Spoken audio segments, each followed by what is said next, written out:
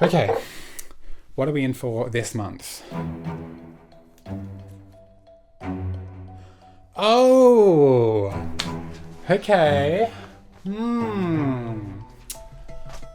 I love this a lot, but a lot of people hated this book. My first 1-star read for this month. I don't know, I just can't get over what this guy did. It's disgusting, really. We just didn't have a lot of luck this month with some of these books.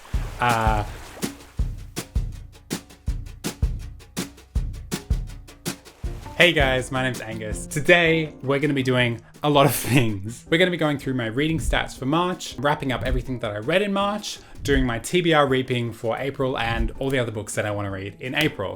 Whew. So, I usually separate these videos, but I'm just feeling lazy and I just feel like it would be better if this was all wrapped up into one video, just to make it easier for me and you, and also so I can focus my energy on making more creative videos throughout the month. Yeah, that's my reasoning. I'm just gonna do it from here on out, so yeah. Anyway, if you're here for any particular section of this, all the chapters are in the timeline or in the description. Feel free to skip ahead, jump around to the parts that you wanna watch. I don't care. Anyway, I'm gonna start with my reading stats for March 2021. So let's go. So I read 9 books in March and a total of 3,413 pages, which is kind of in between what I read in January and February. So I'm pretty happy with this amount, and it brings my total for the year to 28 books and 10,343 pages, and means I'm still 3 books ahead of my reading goal, which, I don't know, I was really worried I was going to burn out and read a lot less last month, but I'm still ahead of schedule, which is great.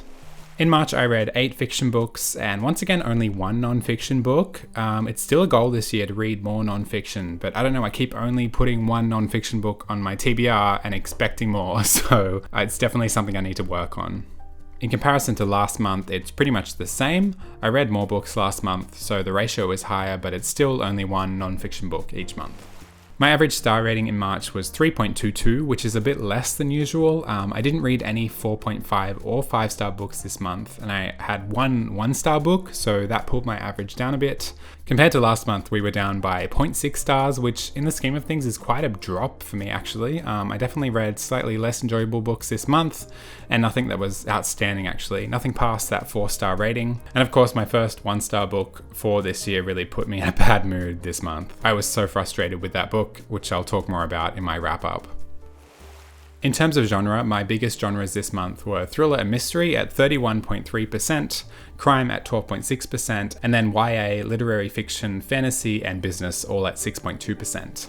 Comparably, this is a really big shift for me. YA is usually at the top of this chart, as it was last month, but I only really read 1 YA book this month. I read a lot more crime and thriller fiction, so that has taken up the whole top 3 spots this month. This genre pie chart is probably the biggest shift I've seen in my reading for a while. This chart is usually quite steady, but yeah, reading like more than half thriller mysteries this month really shook things up.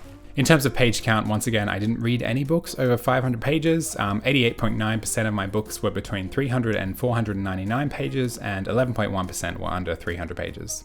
Compared to last month, I read a bit more in the 300 to 499 page range, but overall I typically read books that were medium paced and 300 to 499 pages in length in both February and March. Looking at my reading moods, this month my books were 35% mysterious, 25% dark, 18% tense, 9% reflective, 7% informative, and 6% adventurous. Compared to last month, once again, it's a big shift towards those thriller crime moods. They really took over my reading this month, as you can see. Last month, my biggest mood was emotional, but this month, mysterious is over a third of the whole chart at 35%, and that in conjunction with dark and tense takes up almost 80% of my reading mood this month, which is huge. And finally, my monthly reading habits graph. As you can see, I read 9 books, which puts me in between my total for January and February, so I'm pretty happy with that. As long as I can stay in this range, I'll definitely hit my reading goal ahead of schedule. Alrighty, so those are my stats for March 2021. Now let's go through all the books that I read last month. So the first book I have is These Violent Delights by Chloe Gong. This is a YA fantasy debut. It's a Romeo and Juliet retelling set in Shanghai in the 1920s. It's got a bit of a mystery at the center of it. I had a lot of fun reading this. It's a solid debut. I don't generally enjoy YA fantasy, so the fact that I actually got through this says a lot. Overall, I gave this one 3.5 stars.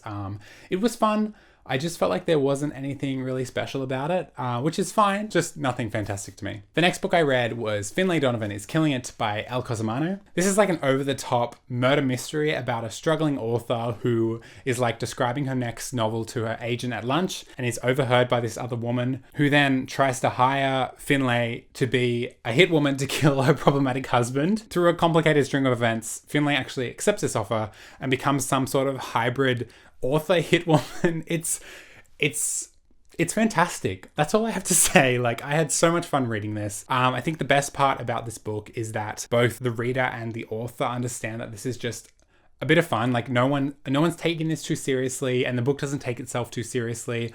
And I just love that. I thought that was really special and just such a fun, fabulous read for like in between serious books. I don't know. I really enjoyed this. It was like a light pick me up in between some darker books I read this month. So I definitely recommend picking this up if you're into it. I just felt like it would make an amazing movie. Just so much fun. And the lead character and her like sidekick, who's also her nanny, which is so beautiful. I loved their friendship so much, and just a really fun book. I really hope the movie rights get sold for this because it would make an excellent movie. Okay, the next book I read, my first 1-star read for this month, was Ordinary Hazards by Anna Bruno. Oh man, was I so keen to read this, but so let down. This whole book takes place over one night. It follows this one really annoying main character just reminiscing on her life and pretty much her privilege. She like spends some time thinking about the book she wrote that was a New York Times bestseller just because her dad's famous, just reminiscing about that. There was this one section that really irked me where our main character is like fantasizing about stealing those I voted stickers and wearing them on voting day to trick people into thinking that she voted. Like, what kind of a person are you? Why? See, there's like characters who are morally corrupt, who are fun to read about. And then there's characters who are just assholes. And honestly, this book was filled with assholes and I hated it so much. I just feel like I wasted time reading this and I really wish I didn't. But anyway, here we are. Okay, the next book I read was The Tone of the Key by Ruth Ware. And this was my first Ruth Ware book. And I was sucked in. Oh my God. While reading this book, the characters became like my whole life. I was so sucked in. I just needed to know what happened. Like the 2 days I was reading this book, it was all I could think about was this book. It was crazy. So this book follows this nanny who takes a job that seems too good to be true, looking after these kids for this rich family who live in like this hybrid smart house mixed with like an old cottage. It's a really weird situation. Anyway, she gets the job and as soon as she shows up, things aren't really what they seem. The kids are creepy and the house is whack. It was just so unsettling. Something about this. I love this a lot, but a lot of people hated this book. I recommended this to my friend who read it straight after me and they absolutely hated it. So I don't really know who to recommend this to, but Ruth Ware just has this writing style that's so simple, but so addictive and really, really, really well done. It's so good. I loved it. So trashy, but so good. You know, sometimes a trashy novel is excellent. The next book I read was another Ruth Ware book, her latest, One by One. I also really, really loved this one. This one isn't as unsettling or thrillery as The Tone of the Key, but it's definitely a lot of fun. It follows a bunch of co-workers at this really successful startup who go on like a company retreat and they get snowed in and then someone's killing them off. One by one. The mystery isn't really hard to figure out, but I don't think that's the point of this book. It's more about the crazy dynamics of the characters and the Agatha Christie-ness of it all. Like, I thought it was really well done, and the final few chapters are really, really a lot of fun. It's trashy crime fiction at its best, you know, like sometimes you just need that. Like well thought out trashy. You know, the next book that I read was The Sanatorium by Sarah Pierce. I wanted to like this. I wanted to like this so bad, but it just gave me flashbacks to reading The Guest List by Lucy Foley, which is one of my absolute least favorite crime books ever. I don't know, I just hate that book. Like if Ruth Ware is my good trashy, this and Lucy Foley is like my bad trashy. The Sanatorium is about a bunch of guests at a sanatorium that has recently been converted into a hotel, like a retreat. It's like a fancy hotel in the Swiss Alps, and they get snowed in, and then there's a killer who's killing them off one by one, like the last book I talked about. But there's just nothing redeeming about this book to me. Like the characters are so boring, the whole plot feels so hollow, and it's just a really wasted setting. I just feel like the author was really reaching for the scare factor with some of the graphic imagery in here, but the writing wasn't up to scratch, so it just didn't land, and I was really bored. The twist felt really unearned, like it wasn't seeded throughout the novel, it just came out of nowhere, and I really wanted to like this, and it's just such a great setting and a pretty good idea for a novel, but it just didn't land for me. I think I gave this one 2 stars. I can't really remember. Beautiful cover though. Like, what a great, nice cover. It looks really nice. Okay, and the next book that I read was The Woman in the Window by AJ Finn. We just didn't have a lot of luck this month with some of these books. This book, there is so much information that I think is important to know before going into this, because I didn't know it until afterwards, and I feel so betrayed by this author. I'm going to link an article in the description to pretty much what went down with this man. The short story is he lied about having cancer. He was on his book tour and he just started making up lies about having cancer and getting this certain type of treatment, which apparently cured him. And it turned out that everything that he said was false. He never had the cancer. So he was pretty much spreading really dangerous misinformation to thousands of people, which is just, I don't know what kind of person you have to be to do that. It's just so awful. Compartmentalizing that for a second and talking about this book, overall, I had a good time reading this, but this feels like a book written by a publishing company. Like, it ticks a lot of boxes in a very hollow way. It's definitely designed to be a follow-up to Gone Girl. Like, it's definitely, that's what they were aiming for. And that's pretty much what happened. I mean, the author of this book is a senior editor at a really large publishing company. So makes sense, really, that he knew exactly what boxes to tick to get a $2 million advance on this book and debut at #1 on the New York Times bestseller list. So it's written really well, but it is quite a shallow book with some really shallow characters. I don't know, I just can't get over what this guy did. It's disgusting, really. Alrighty, the next book I read was Creativity Inc. by Ed Cattermole. This was the only nonfiction book I read this month, which is sad because it's one of my goals this year to read more nonfiction. Pretty much this is about the creation of Pixar, which is one of the most successful animation companies in history. Particularly, it's about how to foster creativity in a business world, and I did find it useful. I found that sections we kind of went into extreme detail that we didn't need to and could have done without. But putting that aside, this book is kind of more a manual on how to manage, and I'm not a manager, so it wasn't really useful to me, but there were some really good little snippets of info that I really enjoyed. So I think I gave this on 3 stars. It was a pretty solid book. Okay, and the last book that I read last month was Missing Presumed by Susie Steiner. This is pretty much a pretty basic police procedural about a missing girl and a group of really fun detectives. I really like the character work in here. But overall, it's just nothing special about this book. It was really well written. As you can see, I've like tabbed a few points that I really like. Yeah, I wasn't blown away. Nothing really grabbed me. I had a good time reading this, but I just didn't think there was anything special here, which is fine. Just kind of like a 3-star read for me. So that's everything that I read in March. A pretty good reading month, really. Not as good as last month, which was freakishly good in a weird way, but still pretty decent. Now onto one of the most torturous parts of these videos, the dreaded TBR Reaping.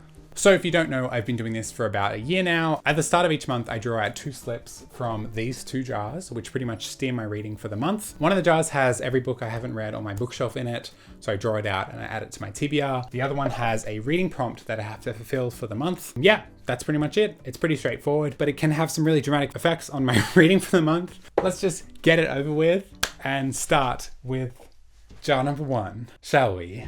I am just gonna go for it because, yeah, a blue. Let's do a blue. Okay, what are we in for this month? Oh, okay. I don't know how I feel about this one. So the book I drew out is Passenger by Alexandra Bracken, which is the first book in a duology, I think. She did a few years ago after The Darkest Minds. I read The Darkest Minds trilogy. I absolutely loved it. It's one of my favorite dystopian trilogies of all time. This I tried to read when it came out, but I just got stuck about 2 chapters in. It's very different. That's all I remember. I love the cover. It's gorgeous, but I remember struggling to get into this one. It's a violin player who goes on like world adventures. This book has a really good book trailer. That's what I remember. I'm just spitting bits of information at you here because I'm stalling. Okay, well that was that. Let's move on to the second jar. This one is trouble, I tell you. There's a slip in here that's like, read 50% nonfiction. And if I draw that out, I am Shall we do blue again? Why not?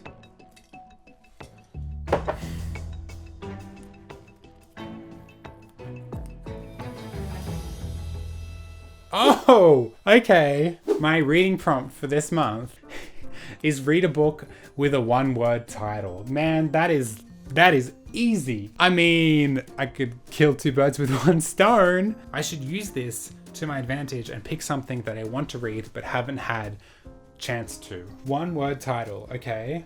Could do that. Gosh, there's so much choice. I'm trying to decide between these two. They're both adult fiction, literary fiction-ish.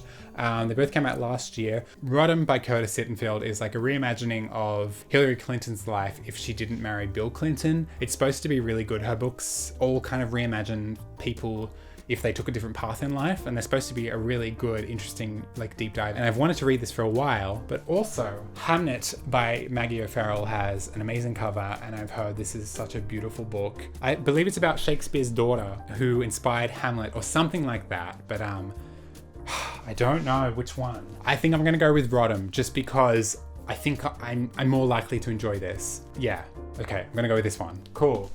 That was really good. Wow, okay. I got two books. One I'm okay with, and the other one I'm really keen to read, so yay, okay. So that's that. Now let's talk about some other books that I want to read in April. So the first book that I want to read in April is She's Too Pretty to Burn by Wendy Hurd. This has been sold to me like The Picture of Dorian Gray, but a sapphic thriller with psychopathic, murderous teenage girls in San Diego. So say no more, I will read your book. I don't know a lot else other than that, and I don't really want to. The cover is absolutely stunning, and that's half the reason I was drawn to this book, but reading what it's about is just like amped my enthusiasm like tenfold. So yeah, a sapphic murder mystery thriller.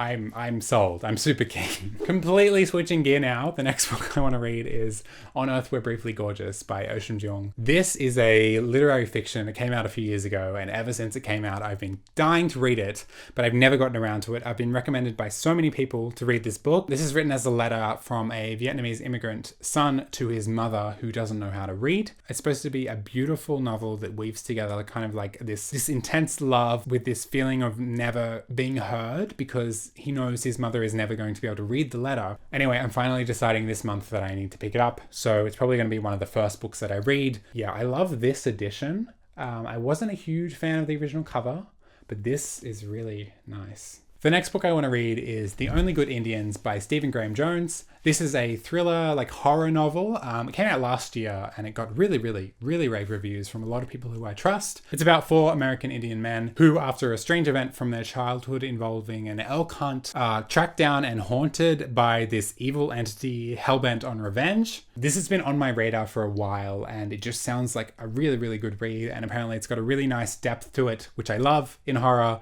So yeah, I'm really keen to read this one.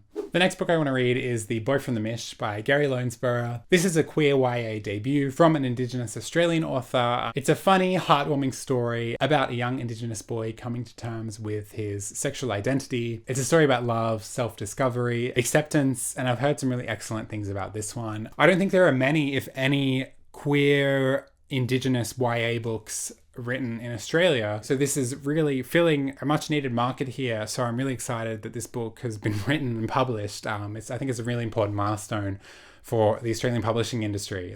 Okay, the next book I want to read, another complete 180, Imaginary Friend by Stephen Chbosky. This is the long-awaited follow-up novel from the author of The Perks of Being a Wallflower, but this is a completely different kind of book. This is like a horror thriller novel, so little to no resemblance to his debut novel. It came out sometime last year, and I held off on reading it because I heard mixed things. It is a huge book. It's 700 pages, and I've heard people say that it's worth the 700 pages and other people think it isn't, so I was kind of waiting, but I think it's time I read it and made my own decision. This book follows a boy who goes missing in the woods of a small town. He shows up like a week later, but he's not the boy who went missing. He's changed, and he has this voice in his head who's telling him he has to go and build a treehouse in the woods in a certain amount of time, otherwise his family and friends are going to suffer. So yeah, I'm really keen to read this one. It is a huge book, so it's going to take me some time. I'm keen to experience it for myself though. Alrighty, and the last book on my TBR, which is the famous book from last month that I didn't get to, that I seem to have every single month.